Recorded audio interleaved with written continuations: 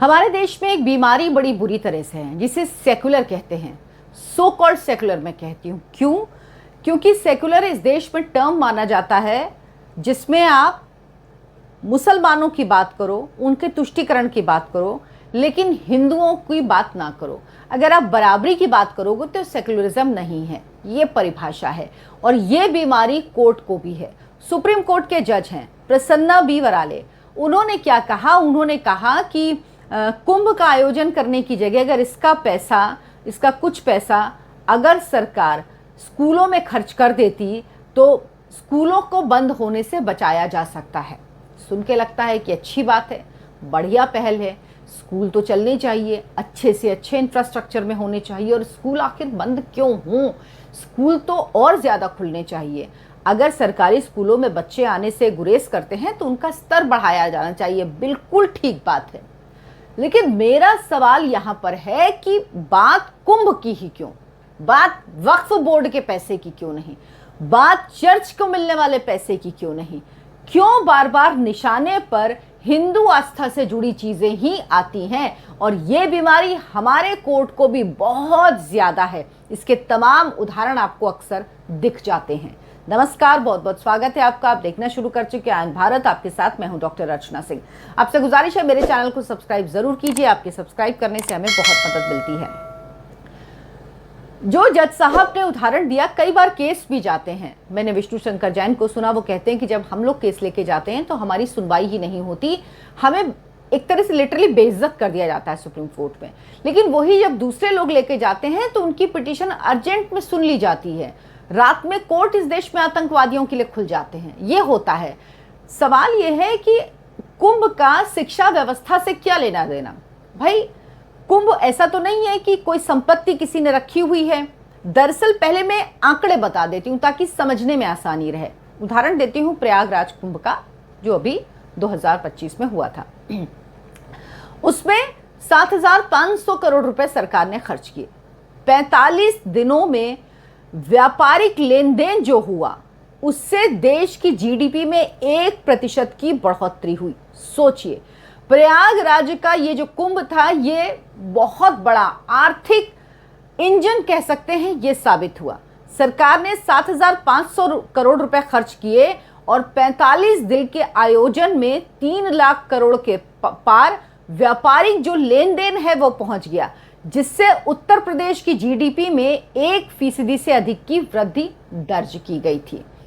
कौन सा ऐसा बिजनेस मॉडल है, कोई मुझे बता सकता है, जिसमें 45 दिन में प्रदेश की जीडीपी में 1% की वृद्धि हो जाए, जिसमें 7,500 इन्वेस्ट करके आप 3 लाख करोड़ के व्यापारिक लेन देन को कर लें, और इसमें जो डायरेक्ट और इनडायरेक्ट टैक्स सरकार को मिला वो लगभग 25,000 करोड़ से 54,000 करोड़ तक था। 6 लाख लोगों को रोजगार मिला इसमें। प्रयागराज में शहर, नदियों पर नए पुल बने, सड़कों का चौड़ीकरण हुआ, रेलवे का ओवरब्रिज का निर्माण हुआ। मतलब क्या क्या परमानेंट इंफ्रास्ट्रक्चर बना। जो बजट सरकार ने खर्च किया 7,500 रुपए का, ये नहीं सारा कुंभ में जो टेम्परेरी था उसमें खर्च हुआ और वो खत्म नहीं। क्या हुआ? प्रयागराज को आप देखिए, उसकी शक्ल बदल गई है। पुल और फ्लाईओवर बन गए, सड़कों का चौड़ीकरण हुआ, रिंग रोड बनी, हवाई अड्डे, रेलवे स्टेशन का आधुनिकीकरण हुआ, स्वास्थ्य और स्वच्छता का ढांचा बना, डिजिटल और स्मार्ट सिटी का इंफ्रास्ट्रक्चर डेवलप किया गया। साथ ही साथ होटल, हॉस्पिटैलिटी को बड़ा बिजनेस मिला। ट्रांसपोर्टेशन पे बहुत खर्च हुआ। खान पान, लोग आते हैं, कुछ खाते हैं, कुछ खरीदते हैं। राशन, खान पान का बिजनेस बहुत बड़ा। धार्मिक सामग्री, कोई भी आएगा तो फूल चढ़ाता है, माला लेता है, कुछ कुछ चीजें, धार्मिक सामग्री बहुत बिक्री हुई उसकी। जो ग्रामीण कारीगर हैं, बुनकर हैं, पारंपरिक हस्तशिल्प यानी हैंडीक्राफ्ट्स हैं, उनसे जुड़े छोटे जो दुकानदार हैं, उनके सामानों की भारी बिक्री हुई।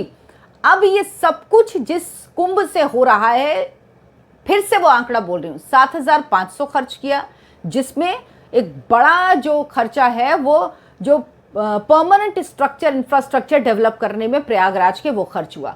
45 दिन में 3 लाख करोड़ के पार लेन देन पहुंच गया। क्या कोई ऐसा मॉडल बता सकता है? फिर कुंभ की बात ही क्यों? कुंभ में ऐसा तो नहीं पैसा लगाया सरकार ने और पैसा खत्म। और वैसे भी हिंदुओं के जो प्रतिष्ठान है, जो मंदिर है, उनका पैसा तो सरकार लेती, ज्यादातर हिंदू मंदिरों का पैसा। और जो कहा जाता है ना, मंदिर कोई सरकार नहीं बनाती, ना राम मंदिर सरकार ने बनाया, ना काशी कॉरिडोर सरकार के पैसे से बना, ना महाकाल कॉरिडोर सरकार के पैसे से बना, सब मंदिर के पैसे से बना। जबकि बड़ी रकम सरकार ले लेती है। अगर सरकार लेना बंद कर देना तो अपने आप से हिंदू अपने मंदिर और सब कुछ बना लेते हैं, उनको किसी की जरूरत नहीं। लेकिन मंदिरों का पैसा लेकर सरकार मुसलमानों पे खर्च करेगी, क्रिश्चियंस पे खर्च करेगी। क्यों भाई? जब जज साहब ये कह रहे थे तो क्या उन्हें ये नहीं दिखा कि वक्फ बोर्ड के पास कितनी संपत्ति है?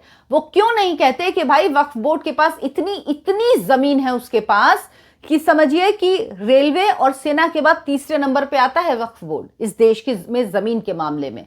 तो क्यों नहीं कहते कि भाई उसकी जमीन लेके और उसमें स्कूल बना दिए जाए? ये तो कभी नहीं कहा।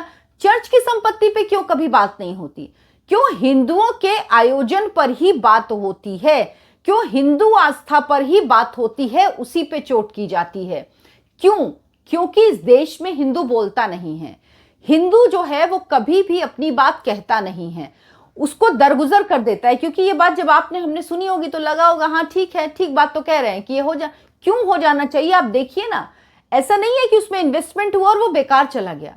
आप रिटर्न देखिए कितना भारी भरकम हुआ है। तो ऐसे आयोजन पर सवाल उठाना ये मानसिकता दिखाता है। और मुझे नहीं पता कब हमारे कोर्ट इस मानसिकता से बाहर निकलेंगे। ये सेक्युलरिज्म की जो बीमारी, जो कीड़ा काटा हुआ है, इससे कब बाहर निकल के, मैं तो कह रही हूं न्यूट्रल माइंड से आप सोचिए, आपको खुद दिखेगा कि आप क्या बात कर रहे हैं। ये या वो क्यों? सरकार के पास स्कूल के लिए खर्च करने के लिए मद होता है, पैसा होता है। आप कहिए कि सरकार उसके लिए जो शिक्षा पे का खर्च है बजट में उसको बढ़ाए, वो सब बात समझ में आती है। लेकिन वो खर्च महाकुंभ से ही हो, कुंभ से ही हो, ऐसा क्यों हो? क्यों ऐसा हो? क्यों ना हो कि वक्फ बोर्ड से हो? क्यों ना हो कि चर्च की जमीन से हो? उससे क्यों ना हो? क्यों सिर्फ और सिर्फ अगर कोई बात हो तो वो हिंदू आस्था से ही जुड़ी हो? आप क्या सोचते हैं इस पर मुझे कमेंट करके जरूर बताइए। वीडियो को लाइक कीजिए, शेयर कीजिए, मेरे चैनल आई एम भारत को सब्सक्राइब कर लीजिए। धन्यवाद, नमस्कार।